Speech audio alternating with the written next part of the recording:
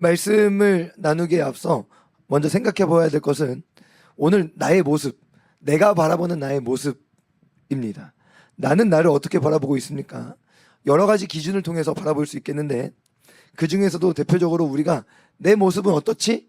라고 생각하게 되면 대뜸 가져오는 기준이 돈이 많은가?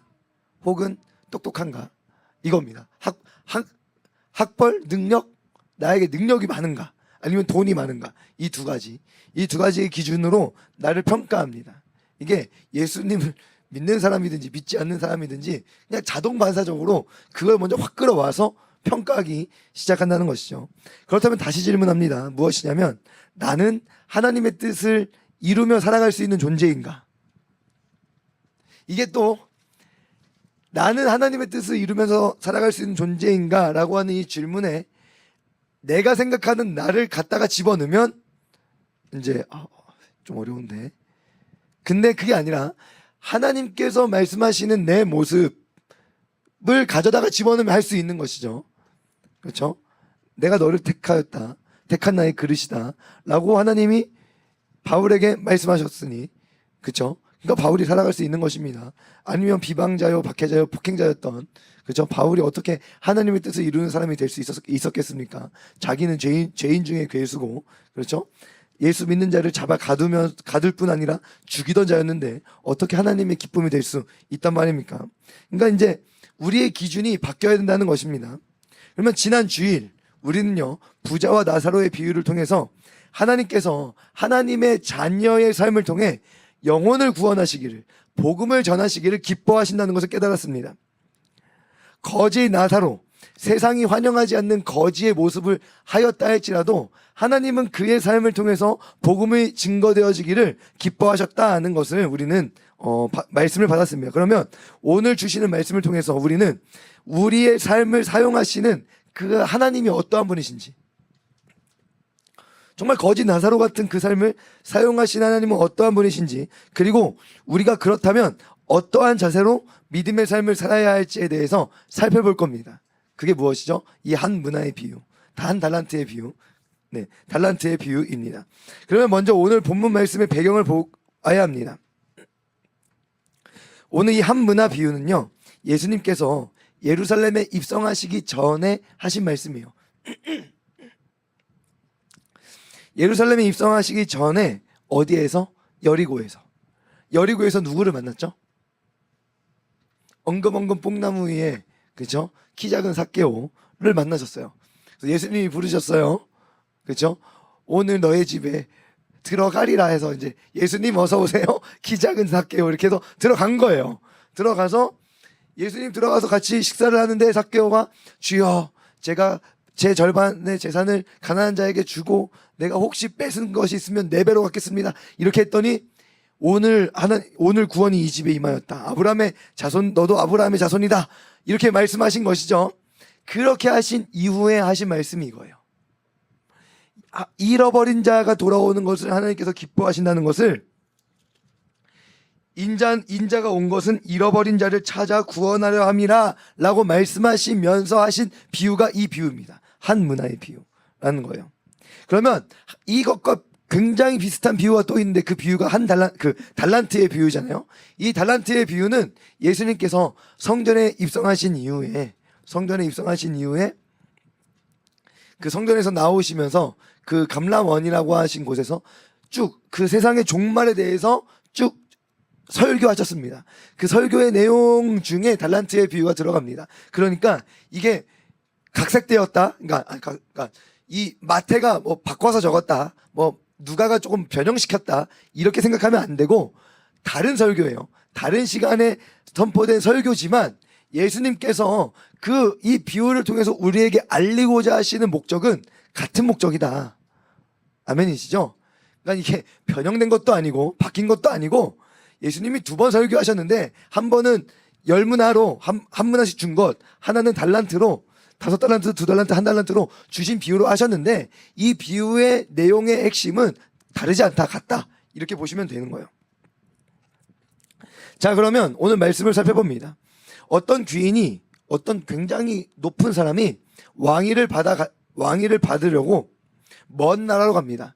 도대체 그 먼 나라가 어디까지야 몰라. 모르고 먼 나라로 가는 거예요.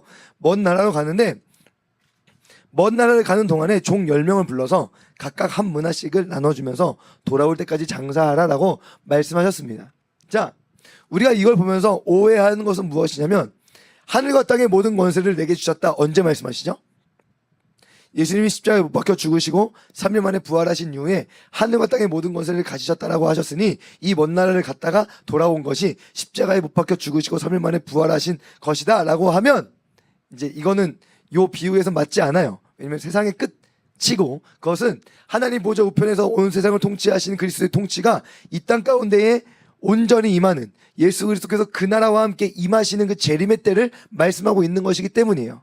아멘이시죠? 그러니까 그렇게 기억하셔야 돼요. 그래서 장사하라고 명령하셨습니다. 그런데 문제가 생겼어요. 이 한 문화의 비유에 이 열문화 한 문화의 비유에서 분명하게 드러나는 문제가 무엇이냐면 그 지역에 있는 많은 사람들이 그 귀인의 왕됨을 원치 않은 것입니다. 그래서 막 사신을 보내서 우리는 원하지 않는다 만 이제 이렇게 선언하는 것이죠. 그러하니 그 귀인의 명령을 받아 장사하는 종들은 얼마나 그 장사가 힘들었을까요? 저거 그 추종자 아니야? 저거 그 내가 싫어하는 그 자의 추종자 아니야? 그러한 사회 속에서 장사를 하려고 하니 얼마나 어려웠겠어요. 그렇죠? 그럼에도 불구하고 장사를 했습니다. 시간이 흘러 귀인은 왕위를 받아가지고 돌아왔습니다. 종들이 장사한 것을 결산합니다. 한 사람은 10문화를 남겼고 또 한 사람은 5문화를 남겼습니다. 주인은 그 10문화 남긴 자에게 10골, 5문화 남긴 자에게 5골을 통치하도록 허락하였죠. 그런데 그 중에 한 사람은 받았던 그 한 문화를 수건에 쌓아두었다가 고스란히 주인에게 내어놓습니다. 그의 핑계는 이것입니다. 주인, 당신은 엄한 사람입니다. 그래서 제가 무서웠습니다. 당신은 두지 않은 것을 취하고 심지 않은 것을 더 거두는 사람이지 않습니까? 그런데 내가 이거 장사하다가 손해보면 어떡해요? 그래서 그냥 이익 남기지 못하지만 손해보기도 싫어요. 그러니까 나는 아무것도 안 하고 돌려드립니다 라고 한 겁니다. 그런데 이 핑계는 설득력이 없었습니다. 주인이 다시 되묻는 것이죠. 네가 나를 엄한 사람으로 알았어? 정말 나를 엄한 사람으로 알았어? 그래, 100번 양보해서 내가 그런 사람이라고 치자. 그러면 너는 내가 한 명령이 있으니 그 명령 앞에서라도 무언가 했어야 돼.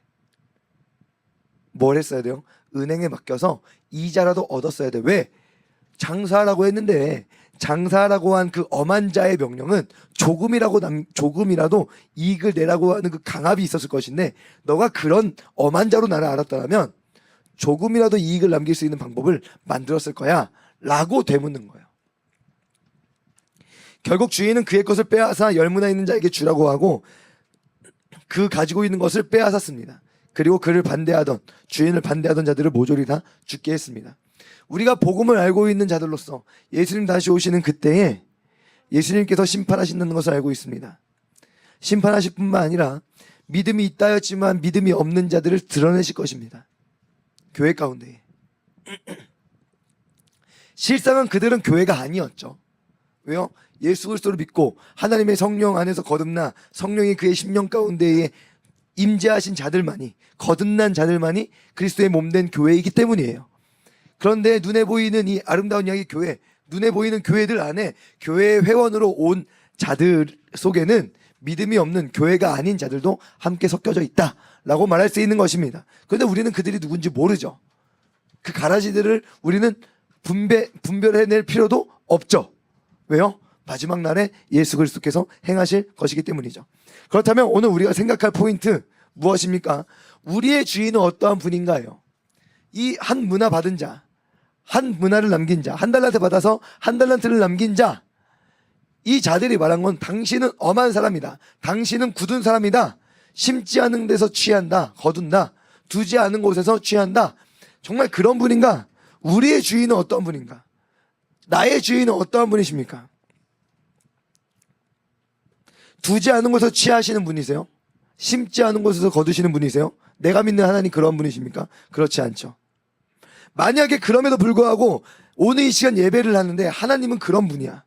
무서운 하나님, 막 나를 짓누르는 하나님.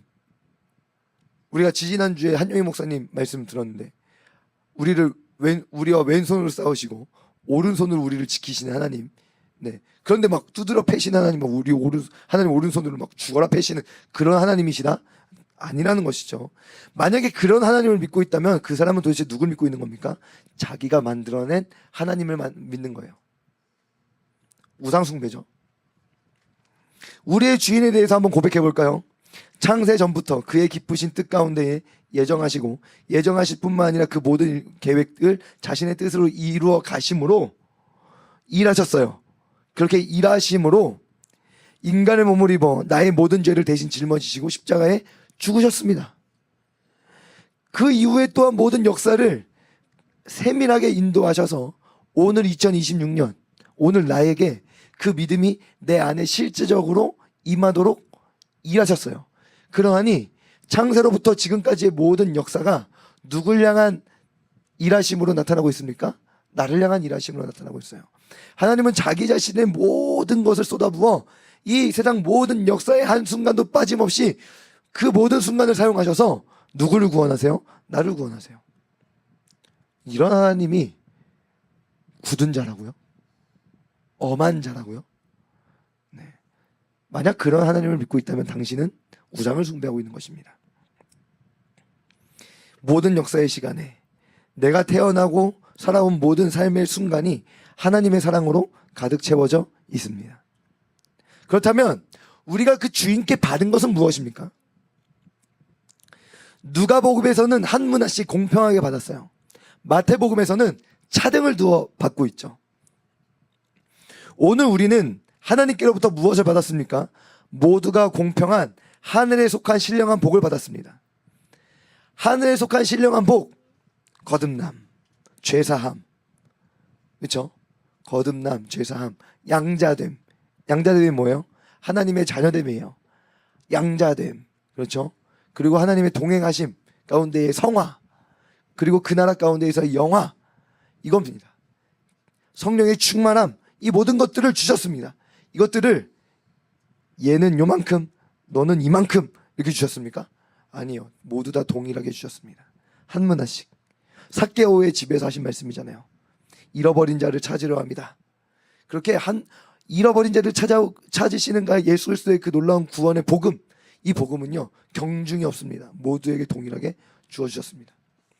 한 문화씩 주셨어요. 그렇다면 조금 차등적으로 보이는 이 달란트는 도대체 무엇입니까? 달란트는 무엇입니까? 이 한 문화씩 받은 우리들이 조금은 다르게 나타나는 곳이 있어요. 그곳이 어디입니까? 교회예요. 다시 그리스도의 몸이에요. 고린도전서 읽어보세요. 모두가 다 눈이겠느냐? 모두가 다 손이겠느냐? 모두가 다 발이겠느냐? 아니죠. 그 쓰임과 쓸모에 따라 차등을 두어 사용하십니다. 그런데 이것은요 마태복음 25장을 봤더니 그 재능대로 달란트를 나누어 주셨다라고 말씀하고 있어요. 그러면 그 재능대로 달란트를 나누어 주셨는데 이걸 통해서 내 존재가 얘보다 더 나은 존재라서 그렇게 주신 거예요? 아니라고요. 그냥 하나님께서 택하심 가운데에 그를 그렇게 쓰기로 작정하셨기 때문에 그가 그 자리에 있는 것입니다.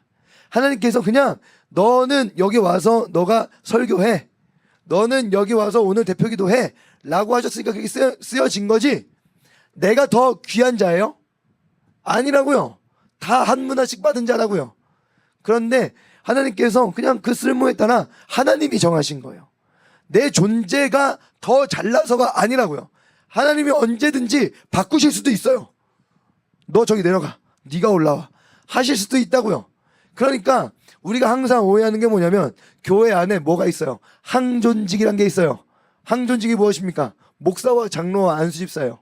이것은 교회에 항상 있어야 될 직분인데 장로가 되면 뭐라고 생각해요? 나는 죽을 때까지 장로야. 뭡니까?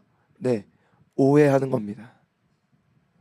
교회 안에 항상 있어야 될 직분을 가지고 내가 그것을 무언가 남과 다른 존재가 되었다고 오해하는 겁니다. 이 달란트 비유를 이렇게 오해하면 안 돼요. 그게 아니라 주인이, 왕이, 나의 하나님께서 그 지으신 뜻 가운데에 그냥 아버지의 뜻 가운데에 주신 것 뿐이에요. 그렇죠? 그러면 우린 그걸 받았습니다. 그러면 한 문화로 장사하든 각각 받은 5달란트로 장사하든 장사를 해야 됐어요. 그러면 무엇이죠? 한 문화를 가지고 장사했다. 무엇입니까? 네. 천국은요, 좋은 진주를 파는 장사와 같다고 예수님께서 말씀하셨습니다. 이 복음을 증거하는 일에 누구는 부름받고 누구는 부름받지 않고 이런 것이 없어요. 모두가 다 받은 복음을 가지고 복음을 전하는 삶을 살라고 말씀하십니다. 그리고 그것에 대한 칭찬은요, 너 10문화를 남겼어? 어이구, 너는 이따시만큼 사랑해. 너는 5문화 남겼어? 너는 요만큼 사랑해. 이렇게 말씀하지 않으세요. 착한 종아. 10문화도 착한 종, 5문화도 착한 종, 이라고 말씀하고 계신다는 사실입니다. 그러면 무엇입니까? 이문을 남긴다는 것은 무엇이죠? 잃어버린 자를 돌아오게 하는 것. 그런데요, 혹 돌아오게 하지 못했다 할지라도 우리는 어떻게 합니까? 그 장사함에 충성하는 것, 이것을 하나님께서 원하신다는 거예요. 왜냐하면 고린도전서를 또 읽어보세요. 씨를 뿌리고 물을 주지만 자라게 하시는 분은 누구세요? 하나님이세요. 그러하니 내가 믿는 하나님 누구시냐고요? 나는 어떤 하나님을 믿고 있냐고요? 당신은 엄한 사람이기 때문에, 당신은 굳은 사람이기 때문에 라고 고백하는 순간 이 모든 믿음의 삶이나 거룩한 은혜나 이러한 것은 내 삶과 전혀 상관없이 되어져 버립니다. 그게 아니에요. 그게 아니에요. 하나님을 믿지 않습니까? 당신의 그 뜻 가운데에서 이루어가고 계시지 않습니까? 그러하니 나는 그저 결과는 하나님께 맡기고 씨를 뿌리고 물을 줄 뿐입니다. 그랬더니 어떠한 자의 삶 가운데에는 10문화가 남고 어떠한 자의 삶 가운데에는 5문화가 남는 거예요. 그리고 하나님은 동일하게 칭찬하세요. 각각 받은 달란트로 장사하였죠. 어떤 사람은 5달란트, 어떤 사람은 2달란트를 남겼습니다. 어떤 사람들은 그렇게 했는데 그게 무엇이죠? 각각 받은 자기 자리에서의 책임을 다한 거예요. 5달란트를 받으면 그 사람은 그 5달란트의 책임이 있는 거예요. 이거는 2달란트를 받으면 2달란트의 책임이 있는 겁니다. 이게 무엇이죠? 그냥 자기 부름받은 자리 가운데에 지키고 앉아 서 있는 거예요. 목사로 부름받았습니까? 그 목사의 자리에서 충성되이 섬기는 것입니다. 그냥 섬기는 겁니다. 귀한 줄 알고. 그리고 나중에 보이는 거죠. 목사의 이 자리를 이렇게 지켰습니다 라고 나타내는 것이죠. 네, 그런 거예요. 어린이 영어 예배의 어린 학생들로 자리를 지켰습니다. 그렇게 남기는 거예요. 5달란트를 남긴 것처럼 설교 막 하고 이러니까 뭔가 대단한 것처럼 보이고, 뭐 그냥 앉아있으니까 그냥 앉아있는 것처럼 보이지만 하나님께로부터 오는 칭찬은 똑같아요. 잘하였도다 착하고 충성된 종아. 끝. 맡겨진 것에 대해서 충성되게 책임있게 관리하는 것이죠. 그러면 빼앗긴 자, 그 하나 있던 것마저도 빼앗긴 자가 가졌던 문제가 무엇이죠? 엄한 자로 알아서 아무것도 하지 않은 것 가운데 무엇이 있죠? 불충함이 있어요. 주인을 주인으로 인정하지 않은 것이 있어요. 그러니까 주인이 이렇게 말하는 거예요. 네가 나를 진짜 엄한 자로 알았으면 내가 한 말을 그렇게 무시하지 못했을 거야. 근데 너는 완전히 깡그리 무시하고 아예 있는 줄도 모르고 아예 외면한 채 너는 네 인생 살지 않았니?